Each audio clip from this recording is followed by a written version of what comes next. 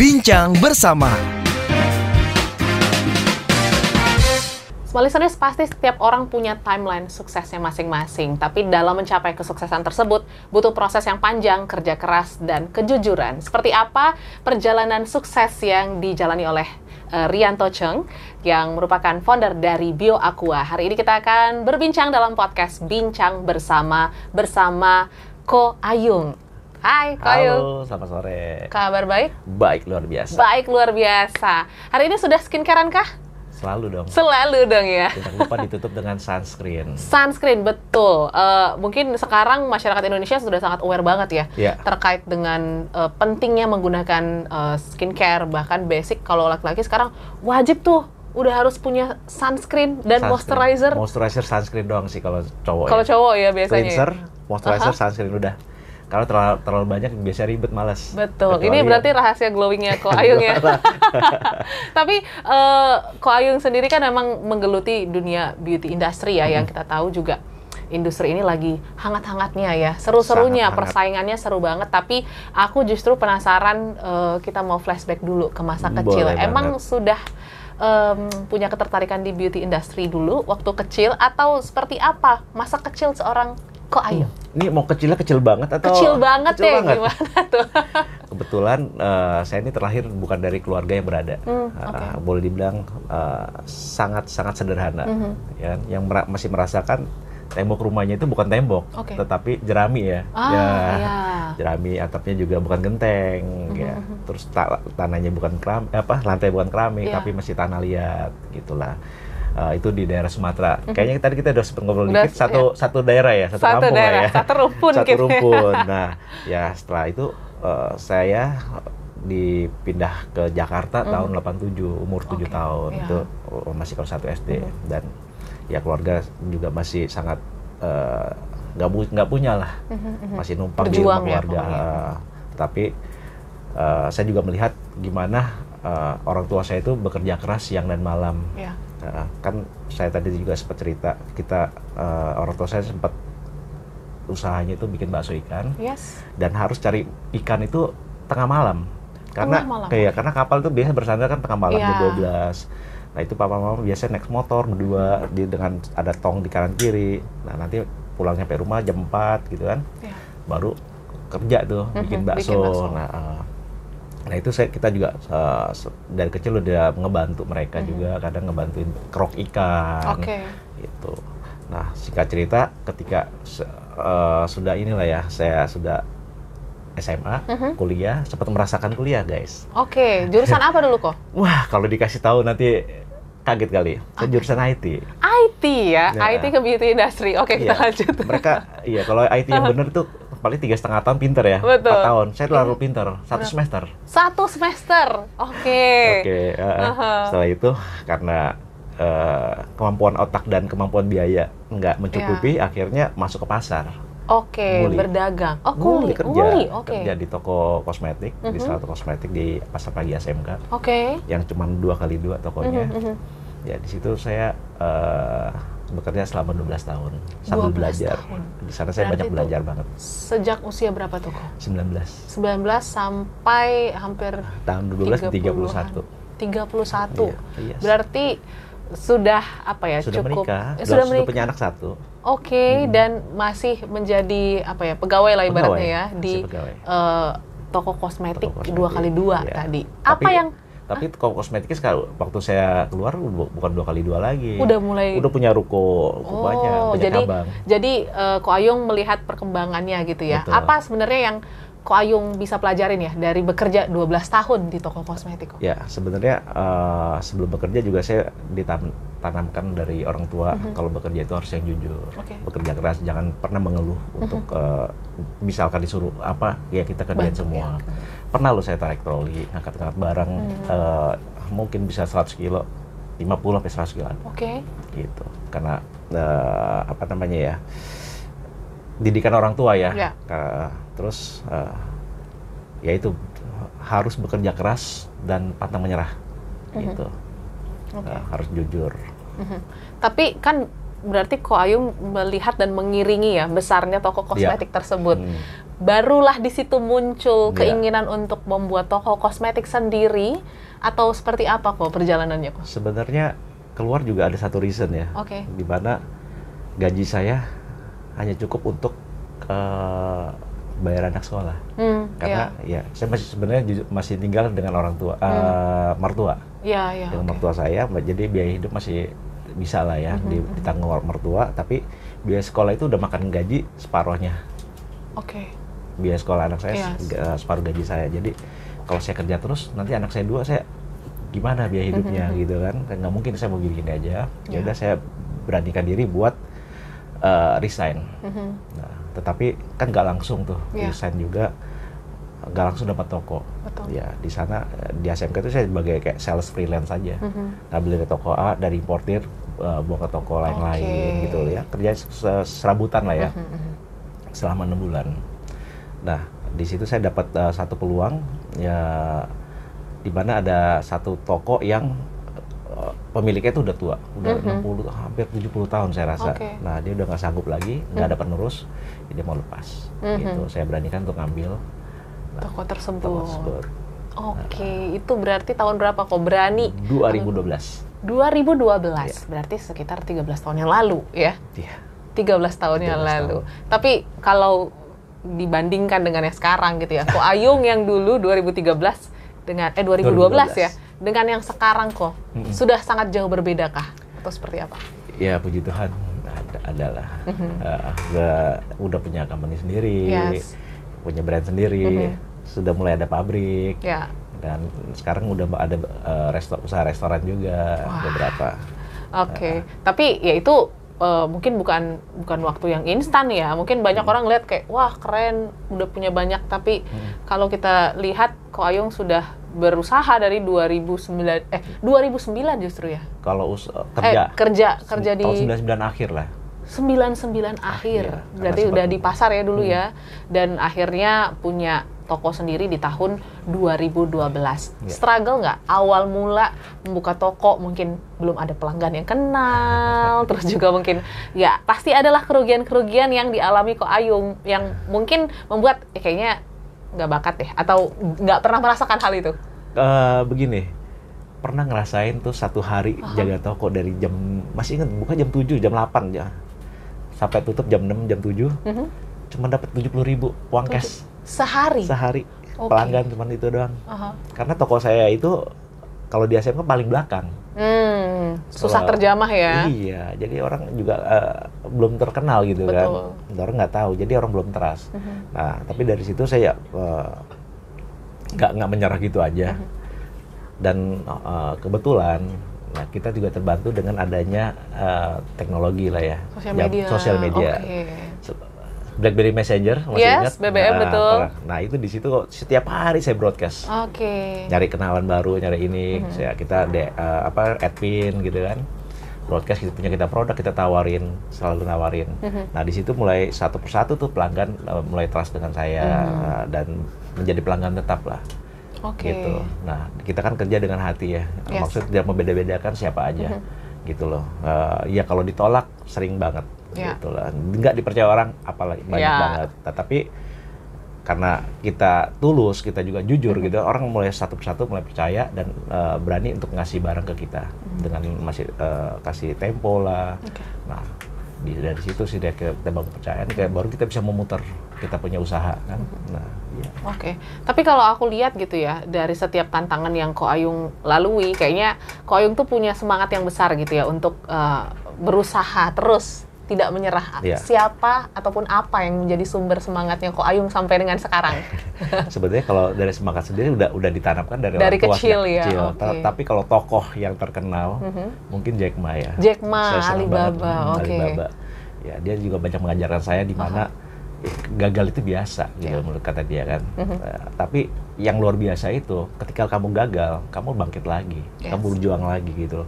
Dan jangan pernah berhenti untuk belajar. Ya itu yang saya benar-benar tertanam di pikiran saya gitu.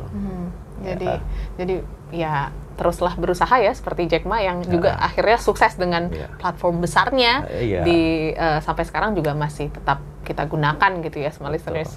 Cuman balik lagi nih ya ke keputusan-keputusan besar dalam karir ya, Ko Ayung. Tadi tahun 2012 membuka toko kosmetik dan akhirnya memberanikan diri ya untuk punya brand kosmetik sendiri ataupun masuk ke beauty industry yang kayaknya wah ini saingannya ini makin rame banget ya. Kuenya itu makin sedikit aku lihat gitu, tapi peluang untuk sukses kalau kita punya sesuatu hal yang unik gitu ya, kayaknya bisa gitu. Benar. Kapan kok? Untuk titik ngambil keputusannya? Sebenarnya saya dari 2015 sudah punya satu brand. Oke. Iya, satu brand yang gini. Saya tuh di SMK juga, saya senangnya tuh jual barang yang punya saya sendiri. Yes. Saya nggak suka tuh saingan dengan perang-perang harga. Oke. Price war. Karena yang ada ujung-ujungnya kita sebagai seller dirugikan. Yes. Gitu kan. Jadi saya maunya saya punya pegangan sendiri di brand kekuatan saya gini. Jadi ketika barang ini laku ya mereka mau price war di mana aja, platform mana terserah. Ujung-ujungnya kan barang saya juga. Sebenarnya dari situ. Cuman di 2015 saya masih belum mengerti yang namanya branding. Nah, di situ 2015, 2017 saya ada beberapa partner juga mulai bekerja sama dengan partner, ada brand baru lagi, ya di situ juga mulai belajar branding. Tahun 2020 juga demikian. Dan 2021 kita lihat ada satu peluang yang namanya TikTok Shop masuk. Nah, itu kita ambil yang pertama kali mungkin untuk jualan live TikTok. Nah, di situ kita mulai naik sangat fantastis lah. Yes, gitu. Berarti emang Ko Ayung sendiri mungkin karena udah langsung terjun lapangan ya dari muda, udah melihat gimana sih peluang-peluang yang akan membantu ya mensosialisasikan bisnis di BBM, terus masuk ke live TikTok gitu ya, sehingga membuat BioAqua sampai dengan sekarang. Nah, tapi mungkin proses untuk menjadi sebuah brandnya ya. Tadi kan Ko Ayung bilang dulu belum tahu nih tentang brand sama sekali. Sekarang kayaknya BioAqua itu menjadi satu produk skincare yang affordable, masuk ke semua kalangan, dan kayaknya semua orang bisa gitu punya ataupun memakai BioAqua. Ya, ini sih sebenarnya balik lagi ke ketika saya masih di ASMK itu berjualan, saya melihat masih banyak banget barang-barang yang dijual bebas tanpa adanya BPOM. Nah, kan dia dengan berjualan BPOM ya kita tahu lah pasti akan bermasalah dengan hukum gitu kan, dan pada saat itu memang masyarakat atau konsumen kita informasi masih minim banget dan mereka nggak tahu dan mereka maunya instan dan harga murah. Yang jadi poin saya itu sebenarnya harga murah karena kita punya masyarakat kan memang kebanyakan middle to low ya. Nggak semua orang tuh bisa memakai skincare yang bagus dan mahal gitu kan. Akhirnya mereka memilih untuk produk-produk yang harganya murah tersebut. Nah, ketika saya membuat produk skincare juga, saya mau produk saya itu bisa diterima oleh semua masyarakat, semua kalangan dengan harga yang terjangkau, affordable itu, tetapi tidak mengurangi dia punya kualitasnya seperti itu. Jadi tagline-nya gitu ya, premium tapi affordable. Oke, premium tapi affordable ya. Jadi semua orang bisa memiliki kulit yang bersih, yang cantik, sehat dengan harga yang terjangkau. Pastinya untuk membangun brand itu dan mungkin melekatkan ya tagline premium dan affordable di tengah banyak yang saingan. Ini saingannya nggak hanya dari dalam negeri ya, tapi juga dari perusahaan-perusahaan luar yang juga berusaha masuk nembus pasar Indonesia.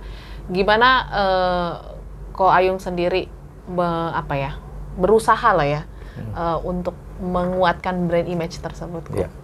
Jujur li ya, pada tahun ini kita juga udah mulai melihat ke arah sana, ke marketnya. Jadi kita BioAqua tahun 2025 kita ada namanya BioAqua 2.0. Jadi kita revolusi skincare.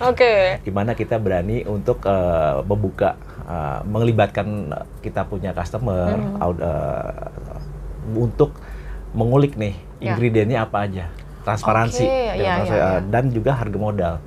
Kita akan melibatkan kita punya customer. Kita modal segini dan pantas jual berapa, gitu loh. Ini sedang kita campaign. Karena memang banyak juga yang kayak ya produknya gitu tapi harganya wow tinggi sekali ya. Jadi ya kita sih sebagai konsumen, kalau Audrey sendiri pengennya dapat produk yang emang worth it dengan harga yang worth it juga. Betul. Ya kok ya. Jadi ini yang mungkin lagi ditanamkan ya, Iya. dan menjadi angin segar lah untuk industri ini. Tadi mengingat di awal Ko Ayung juga mengatakan bahwa bisnisnya kayaknya nggak hanya fokus di beauty industry ya. Iya. Ada bisnis-bisnis lain yang Ko Ayung jalankan seperti itu.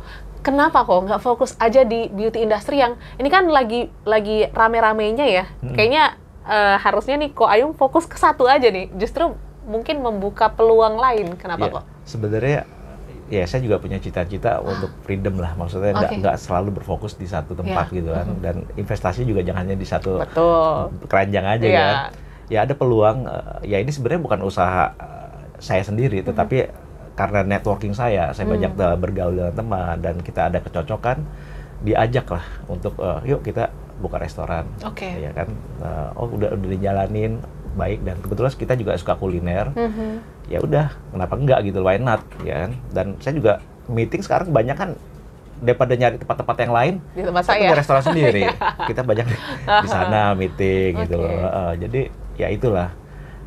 Dan saya juga mencoba hal-hal yang baru gitu lah. Jadi peluang, kan namanya kesempatan nggak datang dua kali. Betul. Ketika ada peluang ya kita harus berani ngambil peluang itu.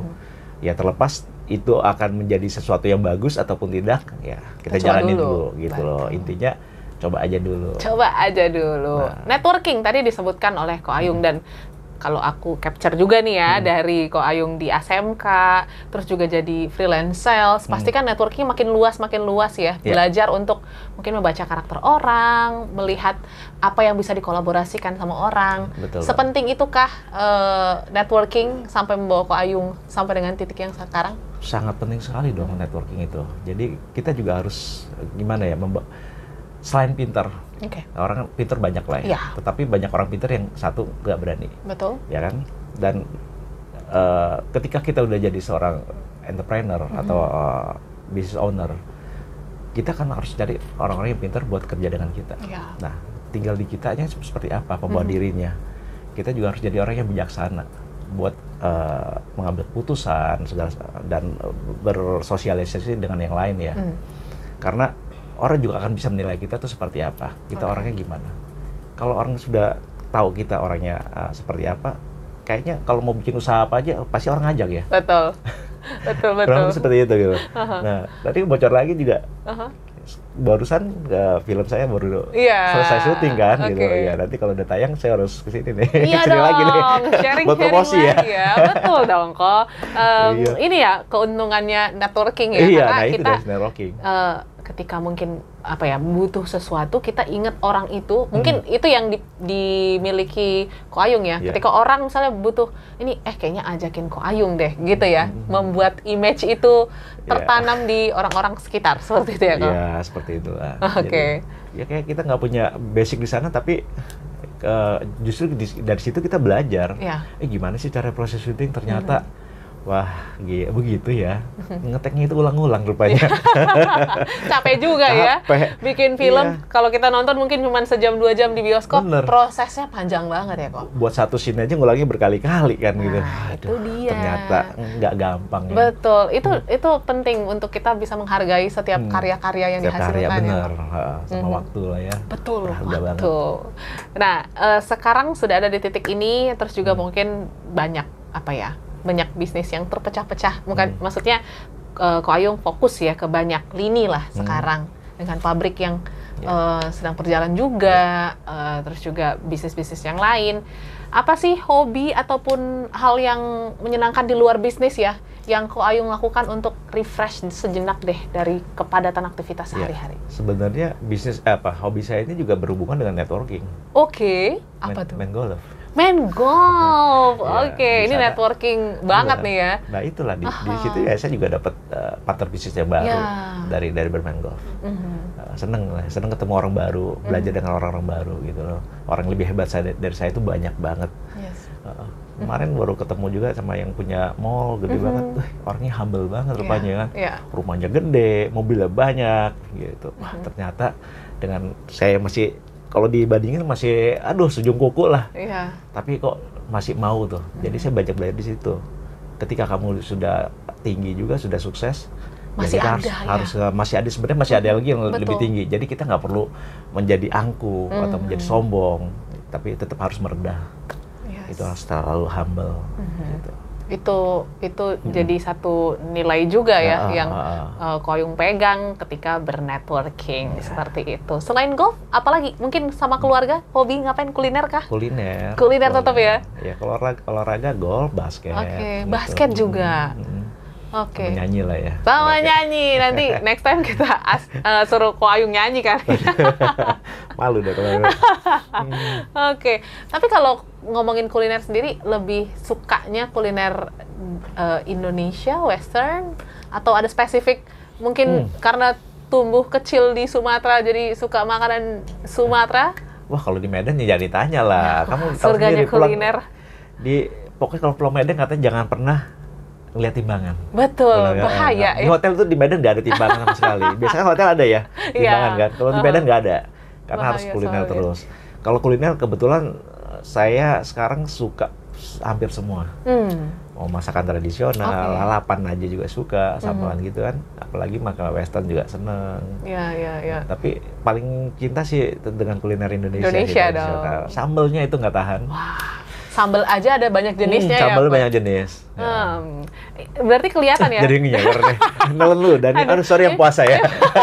Belum buka soalnya. Betul, masih lama nih jam buka ya. Tapi berarti terlihat ya dari selera kuliner juga Ko Ayung tuh sangat terbuka gitu ya dengan hal-hal yang baru gitu, nggak membatasi diri dengan hal-hal yang mungkin kayak udah nyaman nih.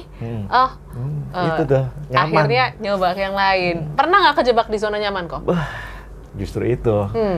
Saking enak di zona nyaman, kadang sampai lupa kan. Makanya kita tuh jangan pernah terlena lah di zona nyaman kita.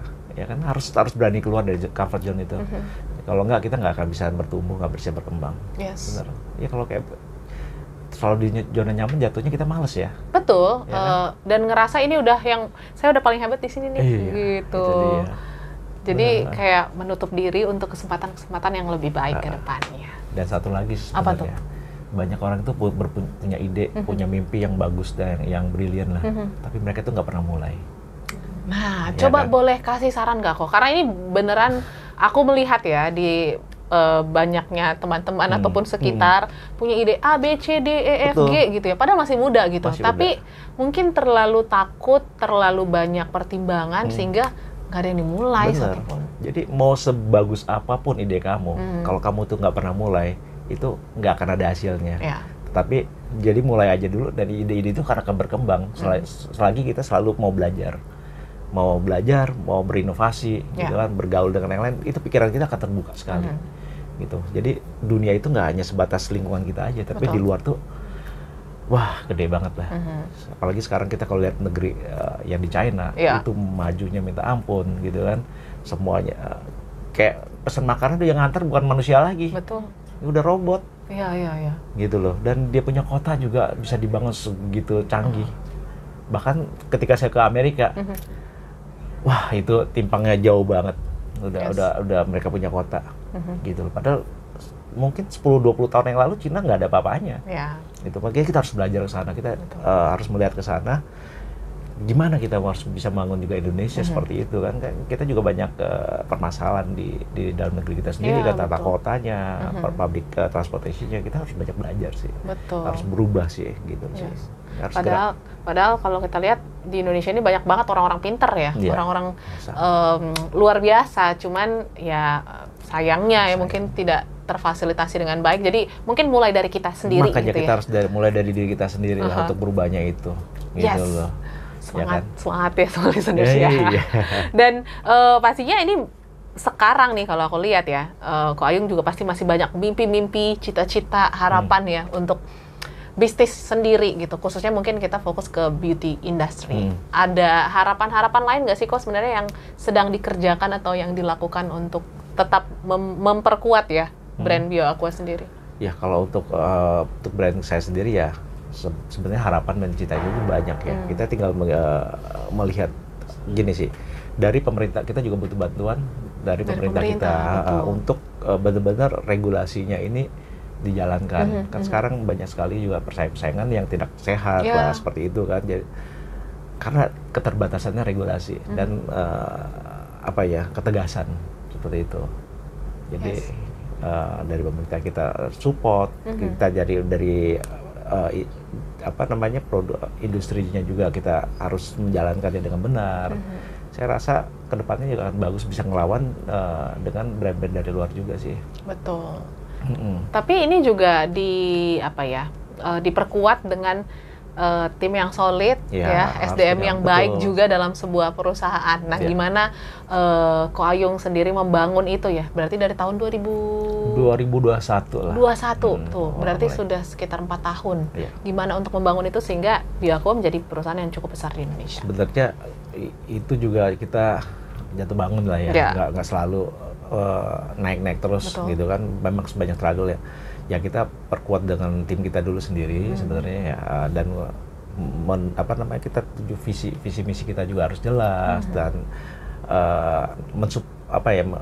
memotivasi kita punya karyawan, ya kan. Sebenarnya dari beberapa tim itu kita juga harus saling bersatu gitu loh. Kan kayak kita punya jari tangan lah. Kita nggak bisa mungkin sendiri aja gitu ya kan, semua harus kompak gitu kan. Jadi menjadi satu tim yang solid untuk membangun kita punya company. Terus gimana untuk membuat tim-tim yang ada di bawah Ko Ayung sendiri untuk punya rasa memiliki nih terhadap brand Bioaqua sendiri dengan tagline yang premium and affordable tadi ya. Gimana mereka supaya bisa tetap satu visinya sampai bawah-bawah gitu kok, dan menjalankan tugasnya dengan baik. Sebenarnya saya sebagai owner juga terhadap karyawan, ya kan, saya nggak merasa saya di bos, gitu. Saya berteman dengan mereka semua, ya kadang bercanda, ya saling merangkul, jadi gitu. Jadi motivasi saya lebih ke personal, nggak merasa saya sebagai pemimpin yang otoriter, gitu loh. Ya kita lebih banyak berdiskusi. Lebih ke sana sih. Sebagai keluargaan lah ya. Lebih kayak keluarga gitu. Jadi mereka bisa kerja nyaman dan produktif. Outputnya dan seperti juga itu. Nggak terlalu tertekan ya. Iya, karena kan sekarang nanti dibilang masuk hari Senin, Monster Day. Terus juga cuti sulit. Banyak lah itu ya yang terjadi di luar sana. Tapi ya itulah ya, membangun bisnis dengan kekeluargaan kayaknya memang membuat kita jadi lebih produktif. Ya. Karena kalau nyaman pasti kita akan lebih totalitas nggak sih, Ko? Iya. Tapi memang ya ini yang harus dari Gen Z juga punya semangat, punya mental yang kuat sih. Betul. Kadang ketika kita marah gitu, totonya langsung ngedown, saya mau resign atau saya mau healing dulu, cuti panjang gitu. Banyak terjadi nggak di sini? Gimana kalian? Kayaknya semua ya rata ya. Cuman mungkin kadarnya beda-beda ya kok. Tapi ya ini mungkin tantangan buat selaku owner juga gitu ya. Terus juga pelaku bisnis di luar sana untuk bisa beradaptasi ya. Karena situasinya pasti akan sangat berbeda. Tantangannya berbeda. So kalau boleh dirangkumkan nih kok, dari Ko Ayung umur 19 tahun lalu sampai dengan sekarang, kan pasti struggle-nya Ko Ayung sendiri yang paham. Mungkin kita udah ngomong panjang lebar, tapi yang merasakan pedih, pahit, sakit, sukacita itu Ko Ayung sendiri seperti itu. Apa tiga hal yang mungkin membawa Ko Ayung sampai dengan saat ini? Satu, keluarga saya sangat mensupport gitu loh. Jadi ketika ada salah satu anggota keluarga kita yang sedang down, ya kita harus saling membantu. Itu yang pertama. Sebenarnya satu salah, bukan keluarga, Tuhan dong. Tuhan, betul. Tuhan yang utama. Benar, Tuhan. Ya ketika kita jatuh, pasti kita permintaan Tuhan. Kedua memang keluarga, dan ketiga itu dari teman-teman kita. Saya tiga hal ini yang sangat membantu saya juga di dalam kehidupan saya ya. Kalau 3 value? 3 value? Yang membawa Ko Ayung sampai dengan sekarang? Ya, tadi kejujuran, kerja keras, dan juga pantang menyerah. Gitu. Ini 3 kombinasi yang sebenarnya banyak sih ya. Tapi ini adalah basic foundation lah ya, untuk kita bisa tetap sukses. Jujur, kerja keras, pantang. Ya, dan pantang menyerah dan tidak pernah mau berhenti untuk belajar ya.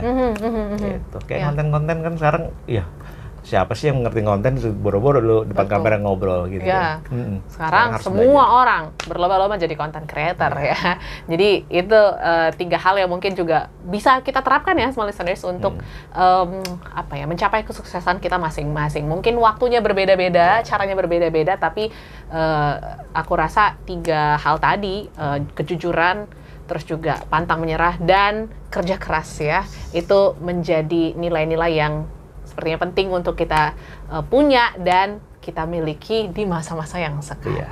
Plus hashtagnya apa? Apa tuh? Mulai aja dulu. Mulai aja dulu. Itu kayak Kalau brand. nggak mulai gimana dong?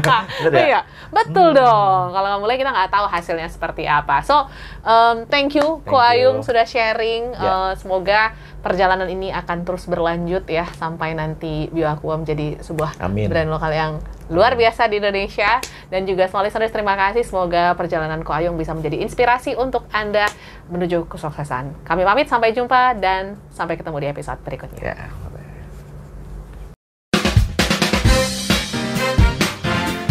Bincang bersama